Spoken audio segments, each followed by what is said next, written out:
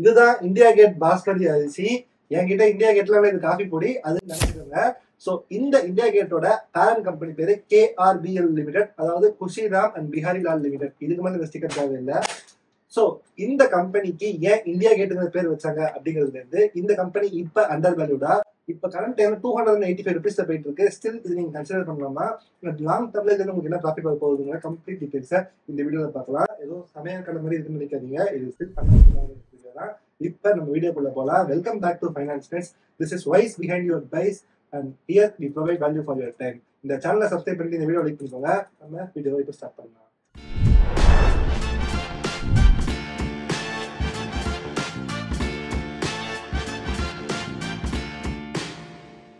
இப்போ கம்பெனி ப்ரொஃபைல்குள்ள போனோம் அப்படின்னா KRBL இவங்க தான் world's largest rice Miller and இவங்க அதிகமா பாஸ்மதி ரைஸ்ல எக்ஸ்போர்ட்ல ஃபோக்கஸ் பண்ணிட்டு இருக்காங்க.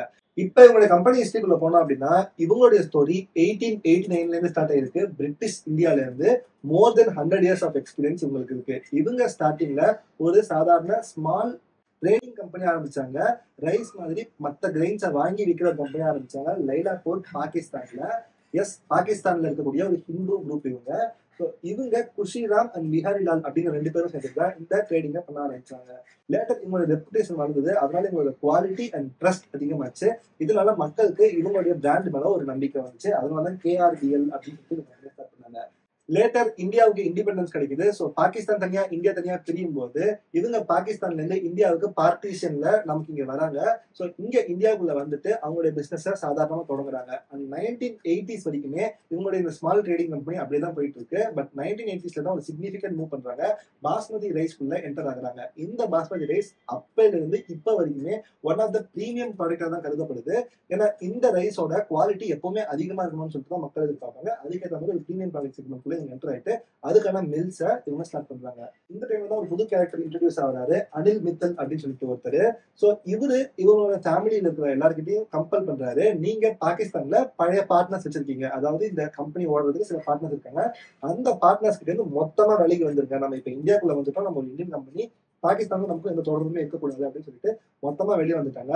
அப்பதான் பாகிஸ்தானை விட்டு இந்தியன் கேட்ஸ்குள்ள வந்துட்டோம் அப்படிங்கிற விதமா இந்தியா கேட் அப்படின்னு சொல்லிட்டு ஒரு பிராண்ட் உருவாகுது. அண்ட் இப்போ ஒரு முக்கியமான பிராண்டா இருக்கிறதுக்கான காரணம் இந்த ஸ்டோரி தான்.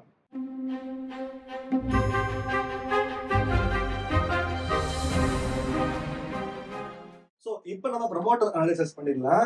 இந்த கம்பெனியோட கரண்ட் ப்ரமோட்டர்ஸ் பாத்தீங்கன்னா அனில் மித்தல் அப்படிங்கிற ஒருத்தரும், அருண்குமார் குப்தா அண்ட் அனுப் குமார் குப்தா அப்படின்னு சொல்லிட்டு 3 பேரும் இந்த கம்பெனியை கரெக்டா ரன் பண்ணிட்டு இருக்காங்க. இவங்க தான் மெயினா பிசினஸ் ஃபோக்கஸ்ல பேக்வர்ட் இன்டகிரேஷன் பண்ணிருக்காங்க.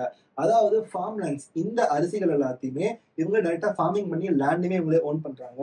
ரிசர்ச் அண்ட் டெவலப்மெண்ட், அதாவது பாஸ்மதி அரிசி ஒரே அரிசி தந்தாலும் அதுல டிஃப்ரெண்ட் வெரைட்டிஸை இவங்களால முடிந்த அளவுக்கு எவ்ரி சிங்கிள் டே பிசினஸ்லயும் அண்ட் ப்ராடக்ட்லயுமே ஃபோக்கஸ் பண்ணிருக்காங்க. அதுக்கான ஃபெசிலிட்டிஸ் இவங்களே வச்சிருக்காங்க. அண்ட் மில்லிங் அண்ட் ப்ராசஸிங்குமே இவங்களே பண்றாங்க. லேட்டர் இந்த மில் பண்ணப்பட்ட அரிசிகளை ஸ்டோர் பண்ணி வைக்கணும், அந்தந்த சீசன்ல கரெக்டா விற்கிறதுக்கு. ஸோ அந்த ஸ்டோரேஜ் ஃபெசிலிட்டிஸ்மே இவங்களே வச்சிருக்காங்க. பிசினஸ் ஃபீல்ட்ல உங்களுக்கு ஒரு நல்ல கிளியர் நாலேஜ் இருக்குன்னு அவங்களால தெரியுது. பட் ஒரு ப்ராப்ளம் என்ன, இந்த ப்ரமோட்டர்ஸ் பத்தின அதிகமான இன்ஃபர்மேஷன் நம்ம கிடைக்கல, எந்த அளவுக்கு இவங்க இன்வெஸ்ட் பண்ணலாம் அப்படிங்கிறது. இதுக்கான காரணம் இவங்க ஒரு ஸ்மால் கேப்ல இருந்து இப்பதான் ரீசெண்டா மிட் கேப் வந்திருக்காங்க. அதனால இந்த மாதிரியான ப்ரமோட்டர்ஸ் பத்தி நமக்கு அதிகமான நாலேஜ் வராது. இருக்கிற வரைக்கும் இருக்கிறதுல சில வெப்சைட்ஸ்ல இவங்க ஃபார்மர்ஸை ரொம்பவே ரெஸ்பெக்ட்ஃபுல்லா அண்ட் ரொம்பவே நல்லா ட்ரீட் பண்ணிருக்காங்க அப்படின்னு சொல்லிட்டு சில வெப்சைட் சொல்றாங்க. And health care and environmental எஃபர்ட்ஸ்மே இவங்க எடுத்துட்டு தான் சொல்றாங்க. பட் அகெயின் இந்த வெப்சைட்ஸுமே நம்பகத்தன்மை கொஸ்டின் மார்க் தான். ஸோ அதனால ப்ரொமோட்டர் அனலைசிஸ்ல ஒரு டவுட்டோடய இந்த ஸ்டாக்கை நீங்க கருதலாம். இப்போ ப்ரொமோட்டர் அனலைசிஸ் நமக்கு எப்படின்னு தெரியாததுனால மேனேஜ்மெண்ட்டுமே உங்களுக்கு எப்படிங்கிறது நமக்கு கிளியரா தெரியாது. ஸோ நம்ம டைரக்டா இப்போ இண்டஸ்ட்ரி அனலைசிஸ்குள்ள போனோம் அப்படின்னா இவங்க இருக்கிற இண்டஸ்ட்ரி FMCG இண்டஸ்ட்ரி, அதாவது ஃபாஸ்ட் மூவிங் கன்சூமர் குட்ஸ். அதுல இவங்களுடைய சப்செக்டர் என்ன அப்படிங்கிறத பார்க்கலாம். இது FMCG இண்டஸ்ட்ரிக்கான ஒரு இண்டஸ்ட்ரி அனலைசிஸ் வீடியோ நான் தனியாக கண்டிப்பா போடுறேன். ஸோ அக்ரிகல்ச்சர் இண்டஸ்ட்ரிக்குள்ள இவங்களுடைய பிசினஸ் வரும். ஸோ முதல்ல எடுத்தோம்னா இவங்களுடைய பாஸ்மதி அரிசிக்கு அதிகமான டிமாண்ட் இருக்கு. எப்பவுமே இந்தியாவோட ஃபாரின் கண்ட்ரீஸ்ல இந்தியன்ஸ் அதிகமாக இந்த பாஸ்மதி அரிசி விரும்பி சாப்பிட்றதுனால இதுக்கான டிமாண்ட் இந்த கம்பெனிக்கு ரொம்பவே ஹெல்ப்ஃபுல்லா இருக்கும். பட் இது ஒரு ஹைலி காம்படேட்டிவ் இண்டஸ்ட்ரி. இந்த அரிசிக்கு முக்கியமான காம்படேட்டரா யார் இருப்பாங்கன்னு பாத்தீங்கன்னா அன்ஆர்கனைஸ் செக்டர்ல இருக்கக்கூடிய பிராண்ட்ஸ் தான். ஸோ மோஸ்ட்லி கடையில பாத்தீங்கன்னா இந்த பாஸ்மதி அரிசி ஒரு பிராண்ட் நேம்ல இருந்துச்சுன்னா பக்கத்துலயே ஒரு மூட்டையில எந்த ஒரு பிராண்ட் நேமே இல்லாம இருக்கும். இந்த இடத்துல இந்த அன்ஆர்கனைஸ் செக்டர்ல இருக்கக்கூடிய அரிசி கூட இந்த பிராண்ட் போட்டி போட்டு எப்படி முன்னாடி வர போறாங்கிறது தான் இந்த கம்பெனியோட பிக்கஸ்ட் த்ரெட்டாவே இருக்கு. அடுத்தது biggest problem for this industry என்ன அப்படின்னு பாத்தீங்கன்னா A few minutes later. Biggest problem இந்த இண்டஸ்ட்ரிக்கு என்ன அப்படின்னு பாத்தீங்கன்னா, prices are controlled by government. எப்படி சுகர் இண்டஸ்ட்ரியில பிரைசஸ் கண்ட்ரோல் பை கவர்மெண்ட் நம்ம பார்த்தோமோ, அதே மாதிரி பிரைசஸ் கம்ப்ளீட்டாவே கவர்மெண்ட் கண்ட்ரோல் இருக்கிறதுனால இவங்களுக்கு கம்பெனி லாஸ்ல போயிட்டு இருந்தாலுமே கவர்மெண்ட் கம்மி விலைக்கு தான் அரிசி விற்கணும்னு சொன்னா இவங்க கம்மி விலைக்கு தான் விற்றாங்கணும். ஸோ அந்த ஒரு கம்பல்சன் இந்த இண்டஸ்ட்ரியில இருக்கிறவங்களுக்கு பிக்கஸ்ட் ப்ராப்ளமாவே அமையுது. ஸோ இப்போ ப்ரமோட்டர் அனலைசிஸ்ல உங்களுக்கு கிளியரான பிக்சர் இல்லை அப்படிங்கிற ப்ராப்ளமும் அண்ட் இந்த இண்டஸ்ட்ரியில் இருக்கிற ப்ராப்ளமும் உங்களால பேர் பண்ணிக்க முடியும் அப்படின்னா மட்டும்தான் இந்த ஸ்டாக்கை நீங்க கன்சிடர் பண்ணலாம். ஸோ அதுக்கு ரெடியா இருந்தால் மட்டும் இந்த ஸ்டாக்கை பார்த்துக்கோங்க.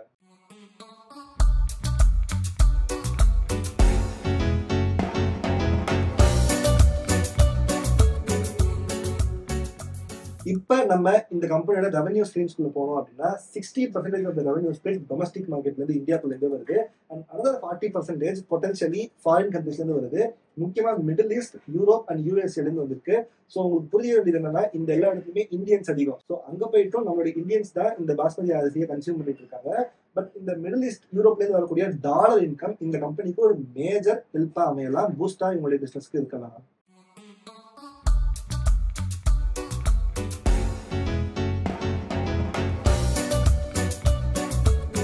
அடுத்தது இவங்களுடைய இன்கம் ஸ்ட்ரீம்ஸ்குள்ள வந்தோம்னா இவங்களுடைய பிரைமரி இன்கமா இருக்கிறது பாஸ்மதி அரிசி தான். பட் அதை தவிர இவங்க பிராண்ட் ஆயில்னு சொல்லிட்டு ஒரு ப்ராடக்ட்டும் அண்ட் வேல்யூ வெல்னஸ் ரைஸ் அப்படின்னு சொல்லிட்டு, அதாவது இந்த கொழுப்பு சத்து குறைக்கப்பட்ட ரைஸ் அப்படின்னு சொல்லிட்டு சில ப்ராடக்ட்ஸே இப்போ புதுசாக லான்ச் பண்ணிட்டு இருக்காங்க. பட் இவங்களுடைய மெயின் ப்ராடக்ட் வெறும் பாஸ்மதி அரிசி மட்டும் தான். ஸோ அதை நீங்க கம்ப்ளீட்டா தெரிஞ்சுக்கோங்க. வெறும் அரிசியை மட்டும் நம்பி இந்த கம்பெனி வாங்க தயாராக மட்டும் நீங்க உள்ள போகலாம்.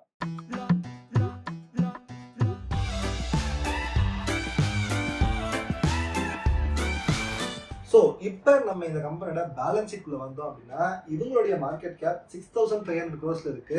இவங்க ஒரு mid cap company. But recent டைம்ஸ்ல தான் இவங்க மிட் கேப் வந்துட்டாங்க. இது வரைக்கும் இவங்க ஸ்மால் கேப்ல தான் இருந்தாங்க. ஸோ ஸ்டில் நான் இவங்கள ஸ்மால் கேப் கம்பெனியாக தான் பார்க்குறேன். இவங்களுடைய கரண்ட் பிரைஸ் பார்த்தீங்கன்னா 285 rupees இருக்கு அண்ட் புக் வேல்யூ 212 rupees இருக்கு. அதாவது 1.3 times புக் வேல்யூல இவங்க இருக்காங்க. இது ரொம்பவே கம்மியான புக் வேல்யூ. பட் இந்த கம்பெனிக்கு நீங்க புக் வேல்யூவே பார்க்க வேணாம், ஸ்டில் இதோட ஆடட் அட்வான்டேஜ் எடுத்துக்கோங்க. புக் வேல்யூலுமே இவங்க அண்டர் வேல்யூ தான் தெரியுறாங்க. இப்போ இவங்களுக்கு முக்கியமாக நம்ம பார்க்க வேண்டியது stock price to earnings ratio. PE படி பார்த்தோம்னா 13.4 அப்படிங்கிற பிரைஸ் டு ஏர்னிங்ஸ் ரேஷியோல இருக்காங்க. இது ரொம்பவே அண்டர் வேல்யூல தான் பார்க்க தெரியுது.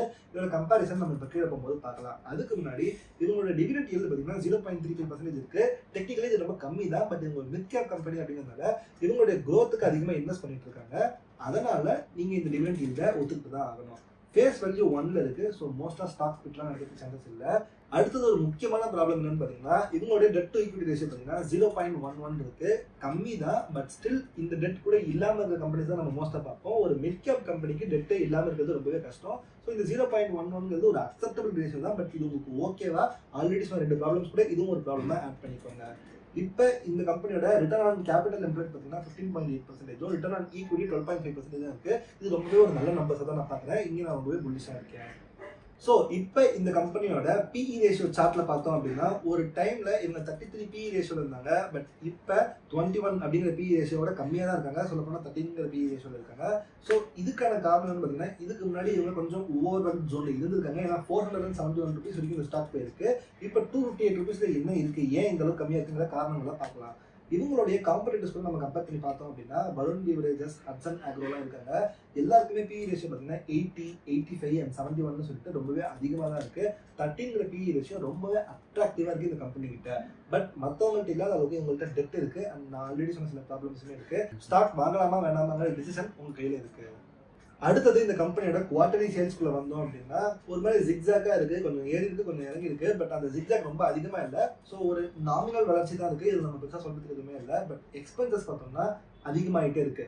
கம்பெனியோட ப்ராஃபிட் சேல்ஸ் வந்ததோட எக்ஸ்பென்சஸ் அதிகமாயிட்டே இருக்கு.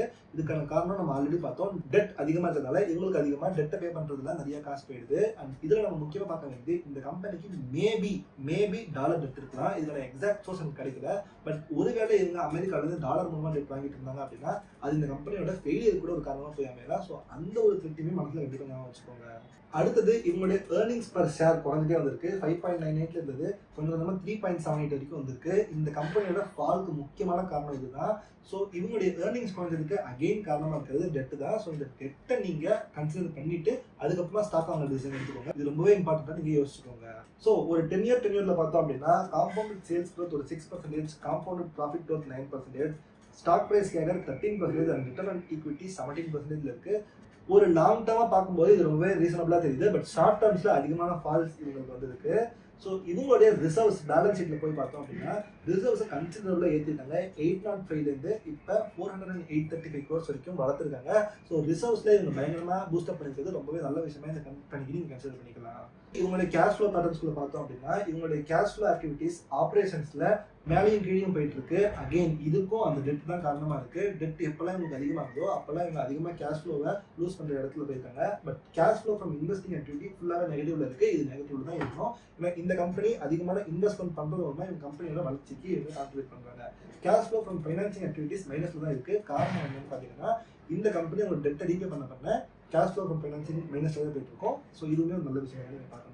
ஃபைனலி இந்த கம்பெனியோட ஷேர் ஹோல்டிங் பேட்டர்ன்ஸ்ல பார்த்தோம் அப்படின்னா இவங்க கரண்ட் டைம்ல ப்ரொமோட்டர்ஸ் மட்டுமே 60% ஆஃப் ஷேர் ஹோல்டிங் வச்சிருக்காங்க.